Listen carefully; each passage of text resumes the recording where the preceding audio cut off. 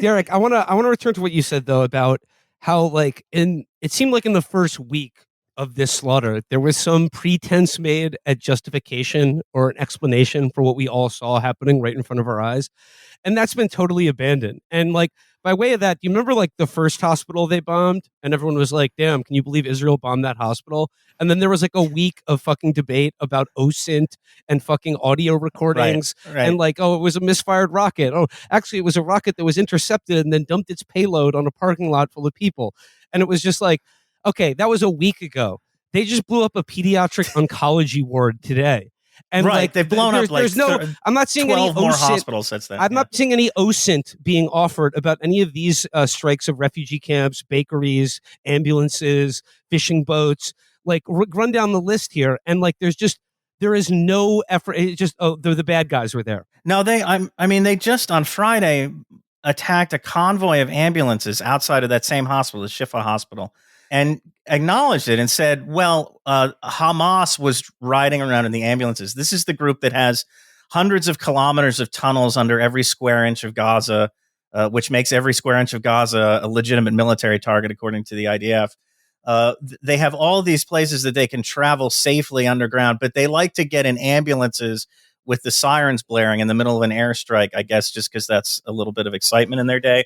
And so we had to blow up this convoy of ambulances that was, according to everybody else, the Red Crescent, the UN, like everybody else, literally in the humanitarian community, was carrying patients to evacuate them from Gaza, to get them out through the south into Egypt.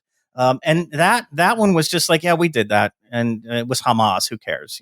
Fuck you. It strikes me, if there was a coin flip, okay, either this is Hamas guys who are, they're doing what we've all wanted to do. There's a crisis going on. No one's paying attention to the ambulances. They're going to get in them and turn the cherries on. They're like, all right, once in a lifetime opportunity. I've always wanted to do this. Hot wire and ambulance. Yeah, man. Yeah. I'm going to run so many red lights. They're like, I know we're supposed to be in the tunnels. I know I'm supposed to get the fucking RPG-29 or the Cornets and like blow up these tanks, but I want to drive the ambulance. It's either that or it's a child who was crushed by rubble.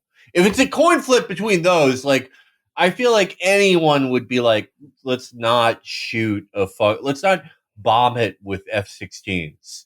Let's just, let that one go, even though let's let it play out, right? Like, let's just see what's going on there. And like this all happening because, like, I mean, none of this would be happening if the U.S. did not completely sanction every single inch of it. And like we've already said, there are no red lines for the Israeli military. There's nothing we'll do to condition our military aid, let alone cut it off. The best they can do is like bleat out some limp demand for a humanitarian pause, so everyone can hit the showers before they get killed. But like, I guess Derek, like, I think I'm just so struck with here is like the position of the United States government, which has now isolated itself from the world in a way that like I don't think I've ever experienced. But not just the world. They have the United States government, and particularly the Democratic Party, has profoundly alienated itself from its own voters. Like the weight of public opinion is so opposed to like what is, again, very obviously happening, a deeply immoral thing, to put it kindly, that the U.S. is a party to, that really is the only reason this thing is taking place in the first place.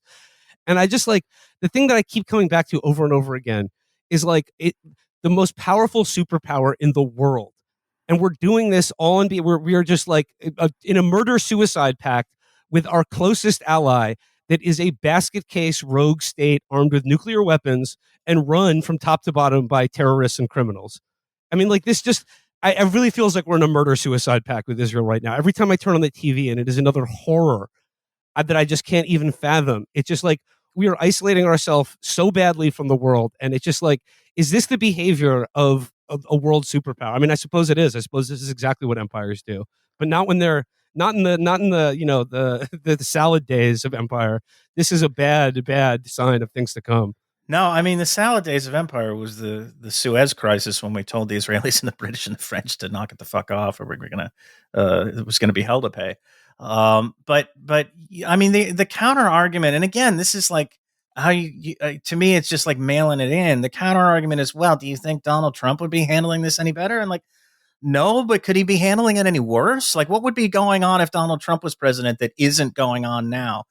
And they're so desperate to grab onto any straw and say, like, look, we did this, we made it better, we made it a little bit better. And there was a quote from an exchange in the White House press briefing today from John Kirby, who's the ghoul, who's the spokesperson for the National Security Council, who said, like, talking to reporters and trying to claim a victory for the Biden administration, said that Israel wasn't going to allow, the Israeli government wasn't going to allow any humanitarian aid into Gaza. So the fact that like a trickle of it is getting in is a huge victory, and it's a sign that Biden's doing the right thing.